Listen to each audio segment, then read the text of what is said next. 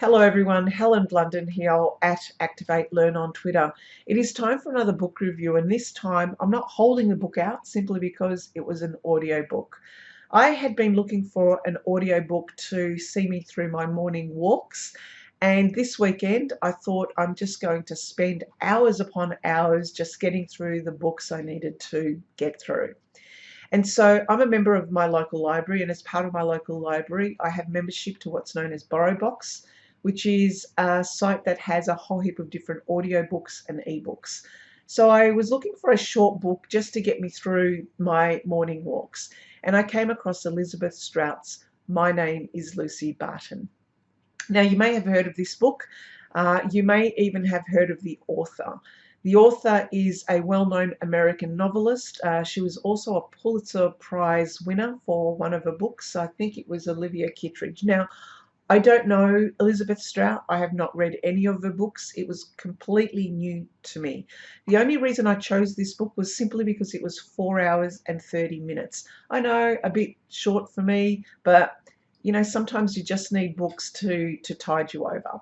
I had absolutely no expectations of this book. I wasn't even aware of the reviews. I didn't know who Elizabeth Strout was. So I went in cold with the book. But I'm glad I did. Sometimes we need to make these choices for ourselves. Somehow just pick a book and see where it goes.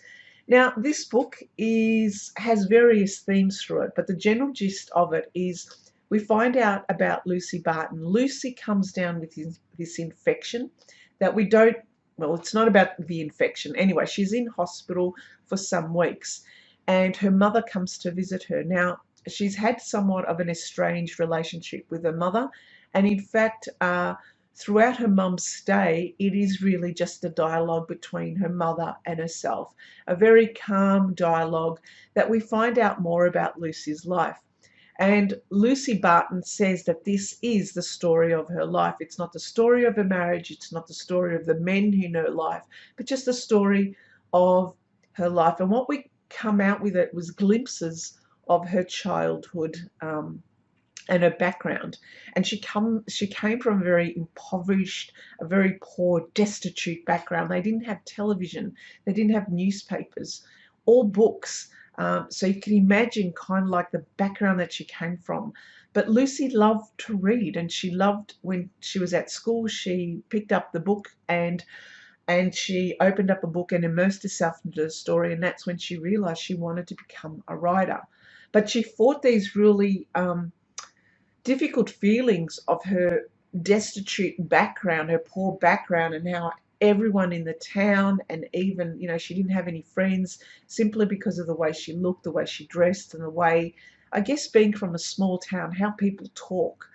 And so this story is about her and her mum talking to each other, and the gossip and the stories of the people from their town, and about the women who ran off with other men and who ran off on their husbands. And you kind of got the gist that small town gossip and how they referred to themselves as trash, and how other people were trash simply because of the way that they, you know, affected or ran their lives, really just, it didn't sit well with me. But you could understand that, you know, coming from a very poor background, maybe that's how they thought. Maybe that's their life was revolved around small town gossip and really making judgments on other people. And so this story is really about, I mean, there were a couple of times where I teared up because I thought, my God, these people really put themselves down just because of the background that they're from. Or they assumed that other people were trash by simply, you know, how they ran their lives. But really the story is about parental love. It's about, I guess, the love that even though parents have their own faults and their own demons that they're grappling with, or the way they grew up, or the harshness of the life that they came from, that they're passing on these judgments, they're passing on these perceptions, they're passing on these opinions or these values to their children, and in turn their children are doing the same to their children without them realizing it. But it's a story about parental love, and Lucy holds absolutely no grudge on either of her parents, of how she grew up, and how poor she is. She simply at times feels guilty that she had went on to become a good writer, and at times she even had this kind of imposter syndrome where she was paying money for her sister and her sister's life and her kids because she felt guilty that she had moved on with her life.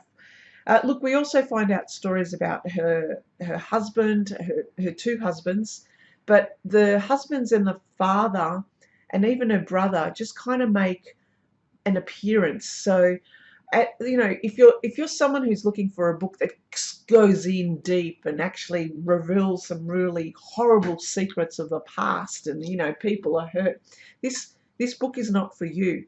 Simply, what Elizabeth Strout does is she does the story, and then she kind of scrapes and reveals. So at each moment you go, oh, she's going to go into something here, and then all of a sudden it's not really something. It's just another little scrape, another little reveal, and she's picking at it, and ultimately she comes to the realization that this is her life, this is who she is. So for a book, who would enjoy this book? This book would be enjoyed by someone who kind of likes things to go like this in their book, but somehow then reveal some themes that they can make their own sense and judgment of. Do I love this book? No, it's not something that I love and I'm going to say to other people. I'm glad I read it. I must admit, I am glad I read it. And it's one that I will remember because of the themes. And it's one that I teared up a couple of times simply because I understood, I guess, the poor background that she came from and the guilt that she felt.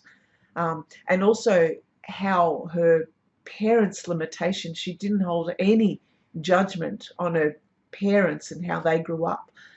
These are things that I kind of aligned with, I felt with, and I've gone through myself.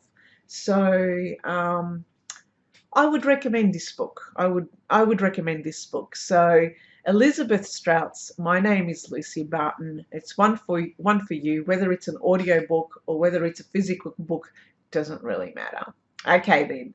Thanks for listening, and bye for now.